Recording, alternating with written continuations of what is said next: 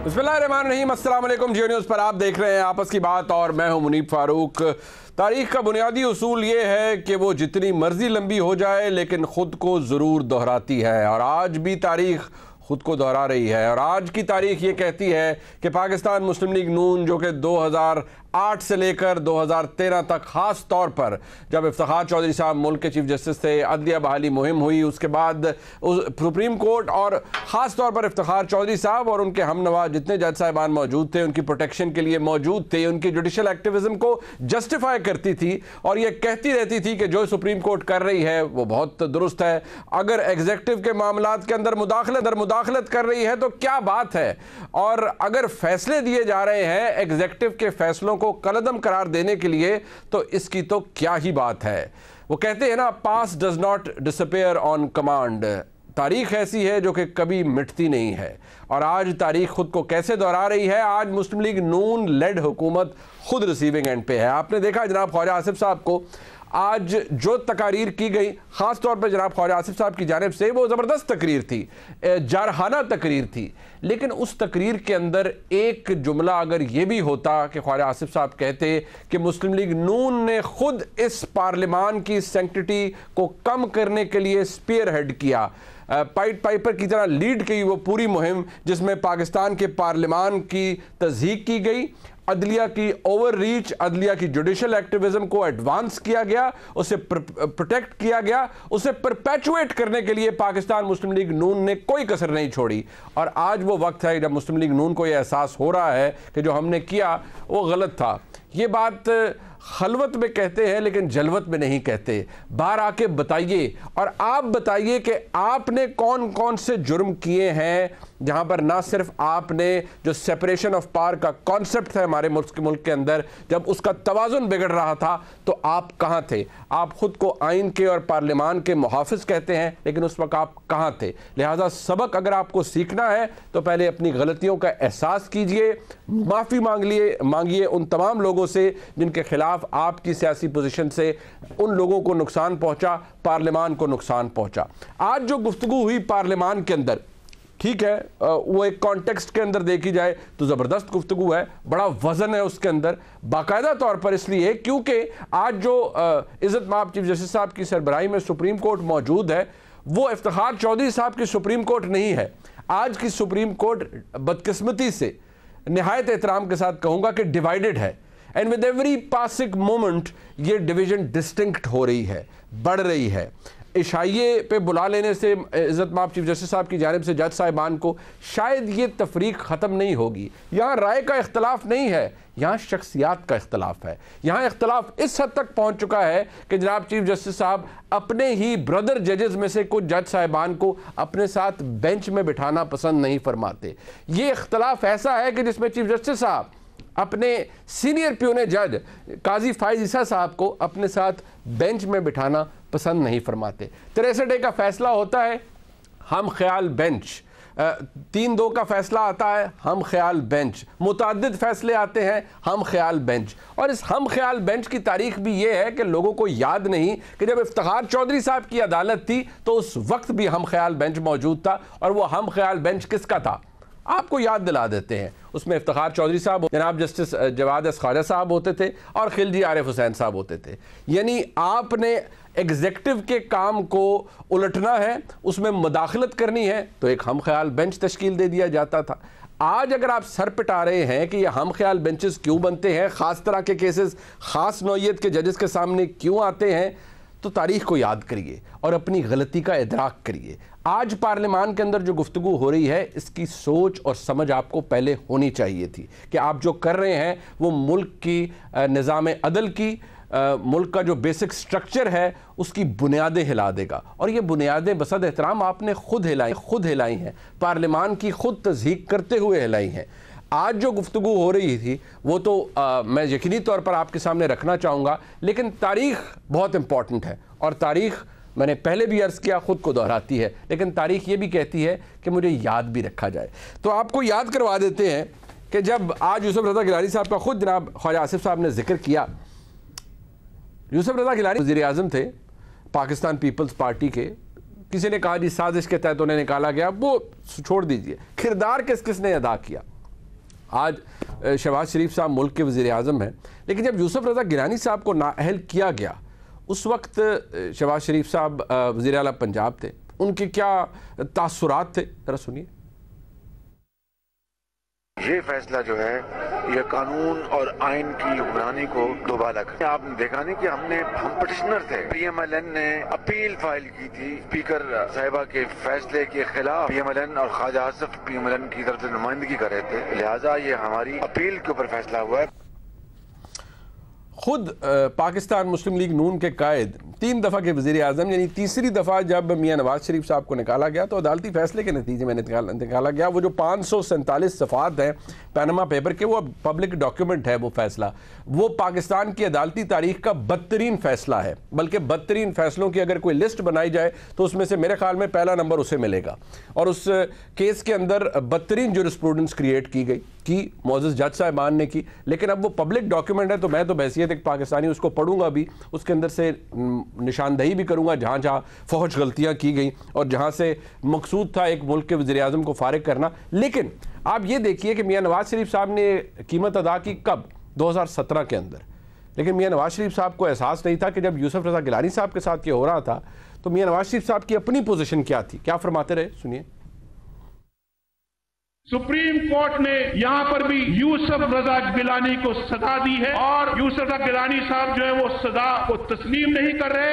ये बात नहीं कि सुप्रीम कोर्ट फैसला दे और आप उसको मानने से इनकार करो। ये इंसानों की बस्ती है, पाकिस्तान के अंदर ये लाकानूनियत, इसको हम कभी नहीं होने देंगे। अगर यहाँ कोई सुप्रीम कोर्ट का हुक्म नहीं मानता, इंशाल्लाह हम मनवा के रहेंगे, हम उस पर अमल करवा के रहेंगे। इस कदर तुम दीदा दिलेरी के साथ ये कह रहे हो कि हम ये हम खत नहीं लिखेंगे, हम पाकिस्तान में ये जंगल का कानून नहीं बनने देंगे। ये बस्ती है इंसानों की, यहाँ ज़ाब्ते हैं, असूल हैं, कुछ कानून है, आइन है। इन आइन को, कानून को कदमों के नीचे रौंदने नहीं देंगे किसी को। कोई भी गवर्नमेंट जो हम हो या मौजूदा गवर्नमेंट है या कोई भी है, एक वज़ीर आज़म गया आपका दूसरा भी जाएगा, फिर तीसरा आएगा तो वो भी जाएगा। तो जब तक के हुकूमत ऑर्डर्स को कंप्लाई नहीं करती, उनको इम्प्लीमेंट नहीं करती, चाहे 10 वज़ीर आज़म या 10 लोग जाने पड़े, जाने चाहिए।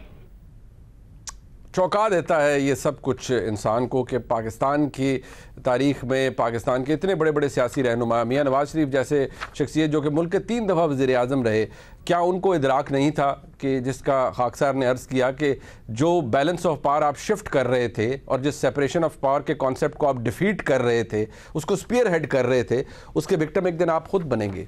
आज हुकूमत ये कहती है कि अदलिया जो कर रही है वो बहुत गलत है। आज जो गुफ्तगू हो रही पार्लियामान के अंदर, ज़रा सुनिए, जनाब असलम बोतानी साहब फरमा रहे हैं, खुद जनाब ख्वाजा आसिफ साहब फरमा रहे हैं, क्या फरमा रहे हैं सुनिए।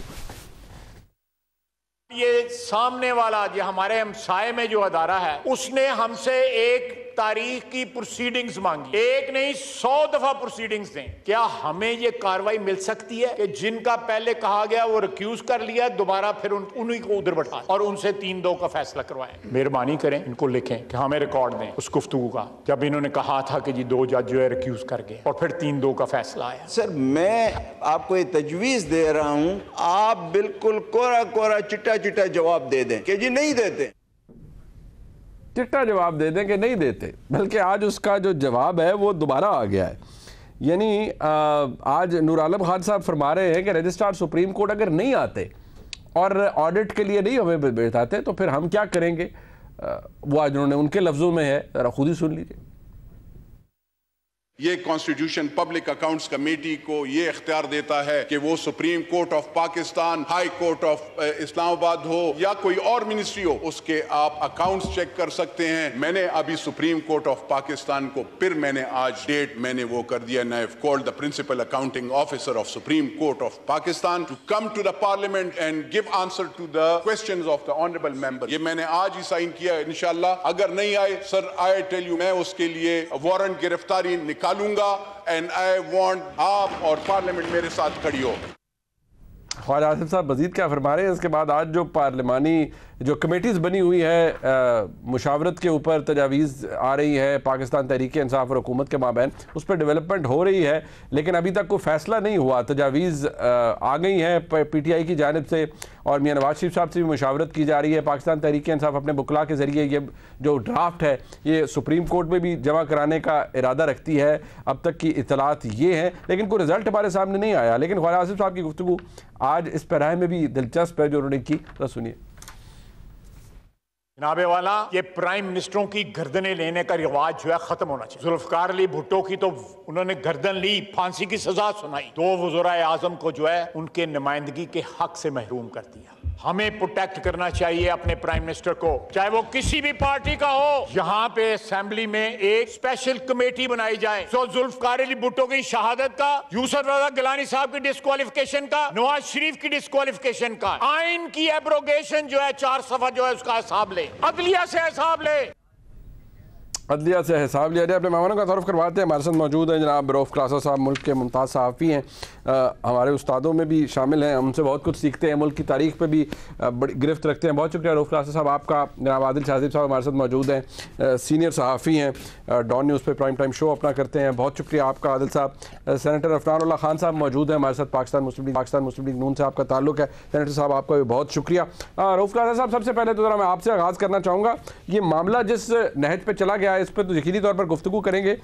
जो हमारे सामने अब तक इतलात आ रही हैं कि पाकिस्तान तहरीक इंसाफ ने जनाब इमरान खान से मुशावरत के बाद वो इस और मुज़ाकराती दौर के अंदर शामिल हुए हैं, तजावीज़ ले आए हैं और शायद अपने वकला के ज़रिए सुप्रीम कोर्ट भी जमा कराएंगे।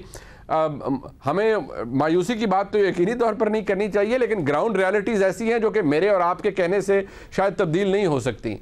तो आपको कितनी उम्मीद है इस मुज़ाकराती अमल से जो कि इस वक्त हो रहा है एज वी स्पीक?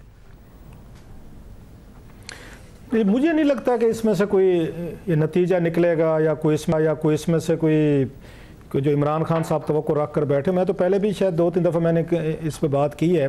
खान साहब को सूट करता है इस वक्त, वो इस पोजीशन में शायद वो नहीं रहे कि अपनी बारगेनिंग चिप जो होती है, बारगेनिंग चिप उनके पास नहीं रही। जब से हुकूमत डिफेंस के मूड में गई है, पार्लियामेंट ने एक अपना उस पर स्टांस लिया है, तो खान साहब को सूट करता है मेरा ख्याल है। वो बाकी आपको पता पॉलिटिशियन अपनी मर्जी के मुताबिक और अपने वो फ़ायदा नुकसान देख कर करते हैं कि इनको अगर हुकूमत ऑफ़र कर रही है कि अक्टूबर में इलेक्शन आप एक दिन करा लें 8 अक्टूबर की, तो मेरा यह ख्याल है कि इनको मान लेनी चाहिए ये बात, क्योंकि ये पहले उनसे वो क्या कहते हैं एक एक करके ना चीज़ें उनके हाथ से निकल रही हैं। अगर पिछले 1-1.25 साल का अगर आप जायज़ा लें तो खान साहब ने अब तक जो भी मुतालबात रखे हैं अप्रैल के बाद जब उनकी आउस्टर हुई थी लास्ट ईयर, तो आप देख लें कि उनके मुतालबात माने नहीं गए। वो उसको आपको याद होगा नवंबर से पहले इलेक्शन करवाना चाहते थे लास्ट ईयर, वो अपनी मर्जी का आर्मी चीफ लाना चाहते थे, वो जनरल बाजवा साहब को एक्सटेंशन दिलवाना चाहते थे, वो फिर इलेक्शन ये होगा चीफ इलेक्शन कमिश्नर हैं वो उसको हटवाना चाहते थे। वो सारी चीज़ें हमने देखी, लॉन्ग मार्चेज हुए, सब जो मार धाड़ वो चीज़ें भी उनकी नहीं हुई। फिर वो प्लान बी के साथ है पंजाब असम्बली वगैरह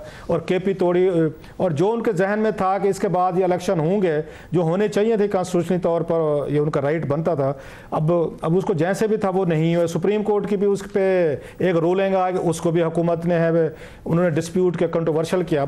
अब खान साहब जो फील हो रहा है, जो मेरा ख्याल है, कुछ लोगों से बात भी हुई है, उनकी अपनी भी तकरीरें अगर आप सुने, उनको लगता है कि पंजाब और ये केपी इलेक्शन तो छोड़े, मुझे तो शायद अक्टूबर का इलेक्शन भी नहीं मिलने वाला। अब उनको जो फोकस होना चाहिए वो बैठ के शरायत लगाने की बजाय, तो मेरा ये ख्याल है उनको हुकूमत ने जो एक उस पर रखी है सख्त एक अपना स्टांस रखा है। हुकूमत के पास लूज करने के लिए एक ही प्राइम मिनिस्टर है अगर मुझसे पूछें, इसके अलावा लूज करने के लिए कुछ नहीं है उनके पास, और वो लूज करने को तैयार वो लग रहे हैं कि चलें जनाब एक हमारा नैरेटिव बन जाएगा, हम फिर कहेंगे कि पहले हम हमारी फौज पे हम उनके साथ आके हमारी अगर महाज होता था, एक नैरेटिव था जो इमरान खान साहब ने हाईजैक किया है, उनके पास बड़ा बेहतरीन किस्म का एक नैरेटिव आने वाला है कि देखें ये अदालतें जो हैं, ये जैसे भी खालिद साहब की हमने तकरीर भी सुनी, वो कहेंगे प्राइम मिनिस्टर को नहीं चलने देते, पार्लियामेंट को नहीं चलने देते, लिहाजा ये तो खुश होंगे अगर इस पर कोई पार्लियामेंट पे कोई स्ट्राइक आता है, कोई प्राइम मिनिस्टर डिस्क्वालीफाई होता है, इलेक्शन का कोई आगे पीछे चीज़ें होती हैं। सो मेरा ये ख्याल है कि अगर इलेक्शन नहीं होते, अगर जिसकी पॉसिबिलिटीज़ बढ़ती जा रही हैं, तो खान साहब को ज़्यादा नुकसान होगा। इस वक्त वो इस पोजीशन में नहीं है, बल्कि उल्टा वो चाहें तो हुकूमत को ट्रैप कर सकते हैं। वो कहेंगे ओके जी फाइन कि मेरी जो भी शराइत थी, जो भी मेरे अपने उस पर कंडीशनलिटीज, फेयर इनफ, मैं विदड्रा करता हूँ, आपकी डेट पे इलेक्शन करते हैं, 8 अक्टूबर को कर लेते हैं। मेरा ख्याल है खान साहब को मानना चाहिए और इसका फायदा जो है इमरान खान साहब को होगा। और ये हुकूमत फिर भी, ये मुझे लगता है 8 अक्टूबर के इलेक्शन से भी थोड़ी सी कोशिश करेगी कि वो अपने आप को, उसका भी पता नहीं है कि वो कराते। वो आपकी बात दुरुस्त है कि शायद वो ये पता नहीं होगा या नहीं होगा, ये तो ये आपकी बात दुरुस्त है। हुकूमत का ये भी अभी क्लियर पता नहीं चलता है, क्योंकि कुछ लोग जब आप प्राइवेटली उनसे गुफ्तगू करते हैं तो उसमें भी वो इस इम्कान को वो रूल आउट नहीं करते कि शायद पता नहीं उस वक्त इंतखाबात होते हैं जी, नहीं होते, क्या हालात बनते हैं। बट सवाल ये है आदिल साहब, अभी इस वक्त जो तजावीज़ आ रही हैं यकीनी तौर पर हुकूमती मौक़िफ़ हमें सेनेटर साहब बताएंगे, लेकिन पाकिस्तान तहरीक-ए-इंसाफ ने कहा है जी बड़ी ईद और मुहर्रम के दरमियान कोई इलेक्शन की रख लीजिए, तारीख रख लीजिए। अब आपको ये जितनी तजावीज़ आ रही हैं, देखिए फ्लेक्सिबिलिटी अगर इन तजावीज़ के हवाले से देखा जाए तो शो की है पाकिस्तान तहरीक-ए-इंसाफ ने भी। हुकूमत आपको लगता है कि वो अक्टूबर वाली बात से पहले आएगी और इसको कहीं अगस्त के एंड या सितंबर में करवाने की बात करेगी या नहीं? आपको लगता है कि हुकूमत अपनी पोजीशन से कॉम्प्रोमाइज़ नहीं करेगी? देखिए मुनीब, मेरे ख्याल में हुकूमत अपनी पोजीशन पे इसलिए कॉम्प्रोमाइज़ नहीं करेगी कि चाहे वो ऑन द रिकॉर्ड डिस्कशन हो या हमारी ऑफ द रिकॉर्ड अहम मुज़रात से डिस्कशन हो, एक चीज़ बड़ी क्लियर है कि नवंबर से पहले वो किसी सूरत इंतखाबात में ना एफोर्ड कर सकते हैं जाना और ना वो होने देंगे। जहाँ तक तहरीक इंसाफ की बात है तो मैं रऊफ साहब की इस बात से बिल्कुल एग्री करता हूँ कि इमरान खान साहब जो हैं वो अपने सारे तीर तो चला चुके हैं और इस वक्त उनका जो मकसद है वो इंतखाबात हासिल करना, चाहे वो अक्टूबर में ही हो जाए। अक्टूबर में भी डाउट जो है बहुत से लोगों को है कि शायद अक्टूबर में भी इलेक्शन ना हो। एहसन इकबाल साहब की स्टेटमेंट ऑन रिकॉर्ड है कि अगर मामलात ज्यादा बिगड़ते हैं, अमन अमान की सूरत हाल और इकोनॉमिक क्रंच मजीद बढ़ता है तो इमरजेंसी की एक मौजूद है आइन में गुंजाइश, 1 साल वो डिले भी हो सकती है। से वक्फे के बाद इसाक डार साहब ने प्रेस कॉन्फ्रेंस की, उसके बाद शाह महमूद कुरैशी साहब ने अपना मौक़िफ़ दिया। इलेक्शन एक रोज़ कराने पर इत्तफाक हो चुका है, लेकिन जिस बात के ऊपर इत्तफाक अब तक नहीं हो पाया वो ये कि असम्बलियाँ किस दिन तहलील होंगी, यानी बलूचिस्तान की, सिंध की असम्बली कब तहलील होगी, कौमी असम्बली कब तहलील होगी और इलेक्शन किस रोज़ होंगे।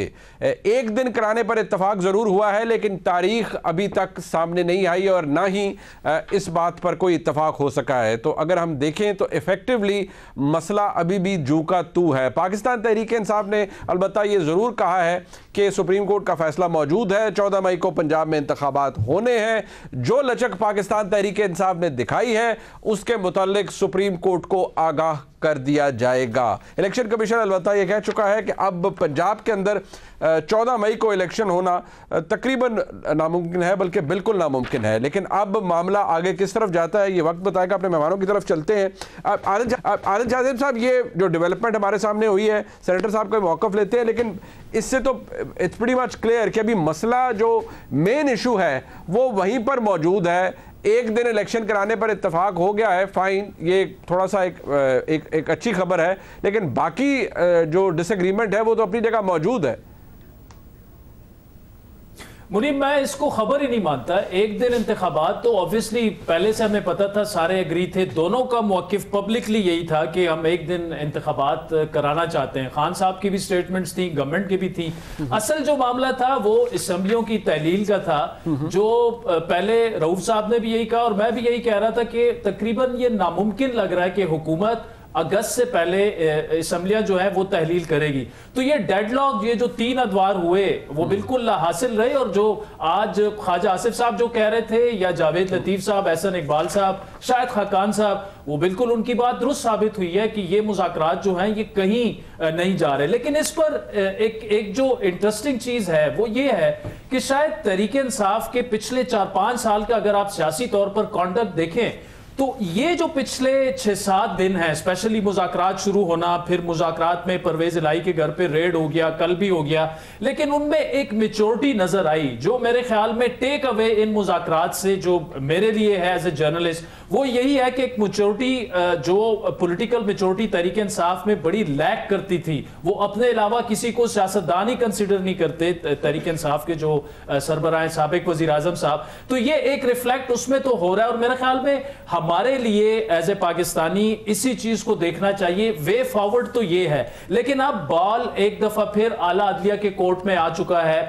अब उन्होंने डिसाइड करना है कि क्या उन्होंने शहबाज शरीफ साहब को डिस्क्वालीफाई करना है, 14 मई को इंतखाबात कराने हैं, जो मैं फिर कह रहा हूं नामुमकिन सी बात लगती है, या फिर वो बैकफुट पर आकर कहेंगे कि जी हमने जो फैसला किया था वो उस पर हम अमल नहीं करा सकते। ये कह चुके हैं कि अगर ये आम नुक्ता आपने उठाया, क्योंकि डिस्क्वालिफिकेशन भी शायद इतनी वो मामला आसान नजर नहीं आता, क्योंकि आपको भी याद है ये वो सुप्रीम कोर्ट तो है नहीं 2012 वाली जब इफ्तिखार चौधरी साहब मौजूद थे। ये सुप्रीम कोर्ट तो बदकिस्मती से बहुत डिवीजन है यहाँ पर। एक बात जो मैं जरा सेनेटर साहब की तरफ जाना चाहूँगा, पाकिस्तान तहरीक इंसाफ ने ये ख्वाहिश पहले भी जाहिर की है, आज भी सेनेटर साहब वो कह रहे हैं कि हम आना चाहते हैं, वन टाइम प्रोटेक्शन देना चाहते हैं, जो कि अगर ज़ाहिरी तौर पर ज़ाहिरी बात है ख़ास हालात हैं, जो निगरान हुकूमतें हैं वो अपने टेन्योर से आगे जा रही हैं, तो हमें कॉन्स्टिट्यूशनल प्रोटेक्शन भी देनी पड़ेगी। हमें आइन बेशक 2 असेंबलियाँ वक्त से पहले तहलील हुई, लेकिन हमें इंतखाबात एक रोज़ करवाने के लिए फिर शायद एक अमेंडमेंट भी करनी पड़ेगी, वन टाइम प्रोटेक्शन देनी पड़ेगी। लेकिन वो पार्लियामान में वापस आना चाहते हैं, लेकिन इससे पहले उनकी जितनी कोशिशें थी आपने उन्हें स्कटल किया है, आपने उन्हें रोका है। अब आप उनके लिए राह हमवार करने के इरादा रखते हैं कि अगर वो पार्लियामान में वापस आना चाहे तो?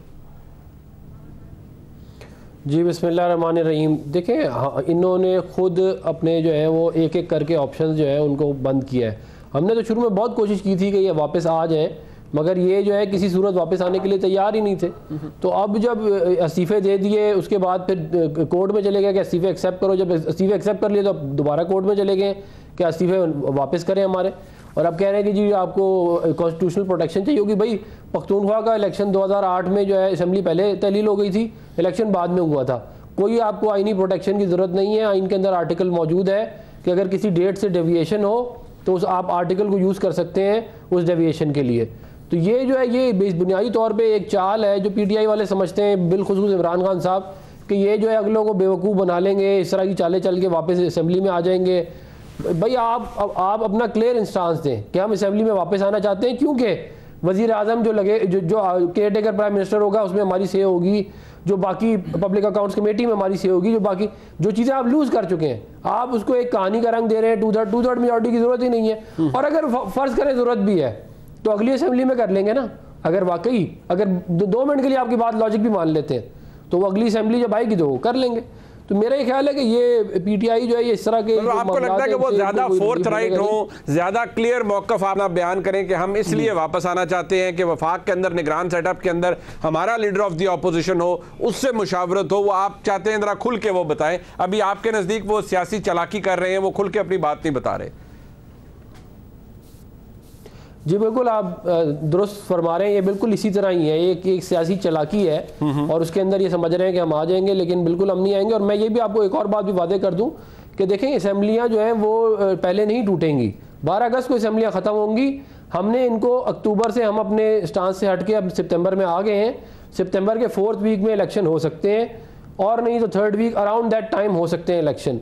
उसके ऊपर अगर PTI मान जाए तो ये एक अच्छी बात होगी, तमाम पॉलिटिकल पार्टीज उस पर एग्री कर जाएंगी और इलेक्शन हो जाएंगे। लेकिन अगर ये नहीं मानेंगे तो देखें 14 मई वाली बात भी हमने कही थी कि नहीं होगी, 28 अप्रैल में भी हमने कहा था कि नहीं होगा, इससे पहले भी। हम जो है वो टाइम पूरा करेंगे और उसके अलावा जो भी किसी ने कोई जजमेंट देनी है वो दे। अच्छा होता कि आज जो काजी फाइज ईसा साहब ने फरमाया है, लेटर दिया है कि ये 2 जजों को और अपॉइंट किया जाए और 53,000 केसेस जो हैं वो चल रहे हैं उनकी तरफ तवज्जो दी जाए और सुप्रीम जुडिशल काउंसिल की मीटिंग बुलाई जाए। अच्छा होता उस तरफ भी तवज्जो दी जाती, लेकिन इस वक्त तो लेकिन चले हमारे जरा सियासी मामलात के ऊपर भी नहीं बात ये है अफनान साहब, अब आपकी जमात जो आपने बयान किया है इससे तो ये लगता है कि आप लोग अपनी पोजीशन से हिलेंगे नहीं, और अगर हिलेंगे नहीं तो फिर ये मामला ये तनाज़ा खड़ा रहेगा और सियासतदान तो खैर बदनाम हो गई, लेकिन आपको इसकी कोई कीमत भी चुकानी पड़ सकती है। पीटीआई ने तो कह दिया कि वो अदालत को बताएंगे कि हमने बड़ी लचक दिखाई है, लेकिन हुकूमती मौक़िफ़ अभी तक लचक नहीं दिखा रहा, हुकूमती साइड लचक नहीं दिखा रही। आप अगर इस बात पर अड़े रहेंगे कि आपने 12 अगस्त से पहले या जब तक असेंबली की मुद्दत है आपने पूरी करवानी है, तो फिर तो मसला हल नहीं होगा। देखिए मुझे आप एक बात मामले को लॉजिकली देखना चाहिए। 15 जुलाई के बाद, बल्कि 12 जुलाई के बाद, 12 जून के बाद इससे फर्क ही नहीं पड़ता कि असेंबली, अगर आप असेंबलियां तोड़ेंगे 90 दिन आ जाएंगे, अगर असेंबलियां नहीं तोड़ेंगे तो 60 दिन आ जाएंगे, तो इससे फर्क ही नहीं पड़ता ना। मतलब हम एक ऐसी चीज के ऊपर लड़ रहे हैं जो बुनियादी तौर पे जिसकी on the face of it कोई वैल्यू नहीं है, लेकिन कुछ लोग ये कहते हैं कि इमरान खान साहब ने कुछ वादे किए हैं कुछ बड़े अहम लोगों से। अच्छा, अगर कोई इस तरह की कोई साजिश है तो वो भी आवाम के सामने आ जाएगी।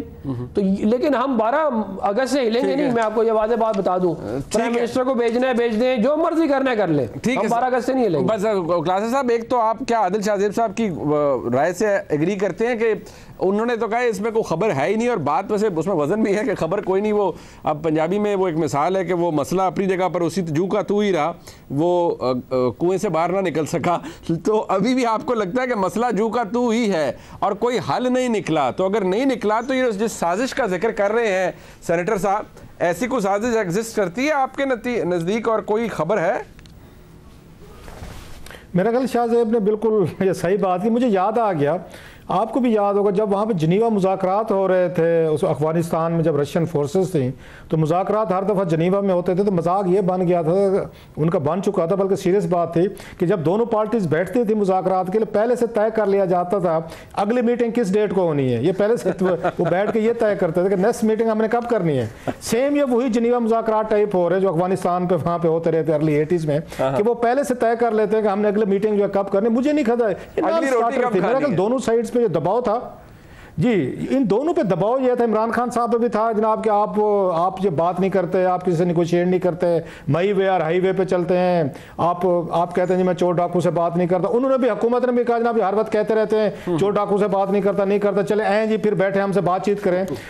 सो इसका मेरा ख्याल मेन पर्पज जो था वो तो दोनों साइड्स को पता था कि इसमें से कोई नतीजा नहीं निकलना।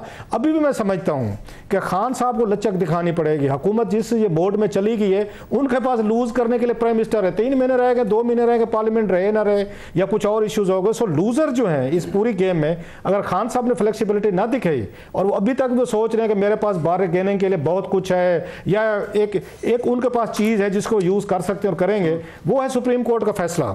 वो अब कोशिश करेंगे कि जो चीज हम यहाँ पे मेज पे नहीं ले सके, टेबल पे हुकूमत की आप जिद पान कह लें, वट जो भी कह लें या उनके बुलिंग कह लें, वो कोशिश करेंगे सुप्रीम कोर्ट में जाके 14 मई वाला फैसला जो है इसको इंप्लीमेंटेशन करवाए। नहीं होती तो फिर प्राइम मिनिस्टर को फारिग करवा दें, अपना क्रेडिट समझे, जैसे नवाज लीग अपना क्रेडिट समझती थी कि हमने गिलानी साहब को आगे फारिग करा दिया था, कभी इमरान खान साहब भी लेंगे हमने फारिग कराया, और आज वो आप देखेंगे वहां पे नवाज लीग जो है वो ये उस पर शर्मिंदा महसूस करती है। आज वही जैसे आपने भी सुनाया अपने इंट्रो में, आज ख्वाजा आसिफ साहब उसको गिलानी साहब की वो जो डिस्क्वालिफिकेशन उसको अदलिया के लिए बहुत बड़ा धब्बा करार देते, हालांकि ये सबसे बड़े पिटिशनर थे। और हो सकता है इमरान खान साहब 5-6 साल बाद वो भी ये गुफ्तगू कर रहे हैं जनाब कि हमने शहबाज शरीफ को डिस्क्वालीफाई करा के गलत किया था। Let's see. ठीक है, आज आदिल साहब बड़े इख्तिसार के साथ ये फिर 14 मई का फैसला उसकी क्या अहमियत रह जाएगी, और फिर अदलिया के पास भी फ्रैंकली क्या ऑप्शंस हैं, अगर इख्तिसार से आप बिल्कुल बता सकें तो।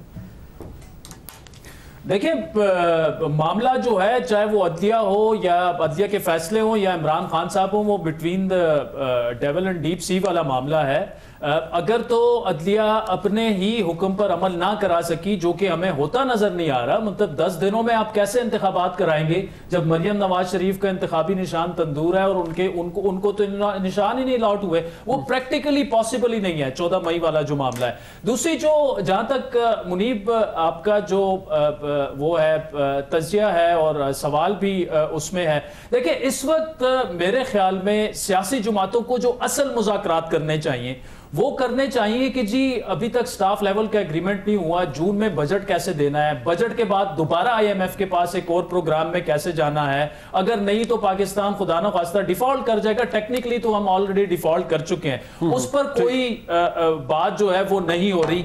एक चीज बड़ी क्लियर है एज ए जर्नलिस्ट मेरी नजर में कि तहरीक इंसाफ जो है वो हर सूरत सितंबर से पहले इंतखाबात चाहती है। ख्वाजा आसिफ साहब साफ कह चुके हैं रोला सारा सितंबर का है। गवर्नमेंट जो है वो किसी सूरत सितंबर से पहले इंतखाबात नहीं होने देगी। तो इस पर वैसे तजिया करना ही, टाइम जाया करना है। ये मामला जून का तू रहेगा और वही होगा जिसका फैसला ऑलरेडी तकरीबन हो चुका है। नवंबर से पहले इंतखाबात नहीं हो सकते और शायद नवंबर के बाद भी थोड़े बहुत डिले हो जाएंगे, थोड़े बहुत डिले हो जाए। तो अफनान साहब आखिरी वर्ड आप लोगों ने, ये लोग तो ये भी कहते हैं पता नहीं आपकी नीयत खराब है या सही है, इलेक्शन करवाने भी हैं या नहीं करवाने इस साल?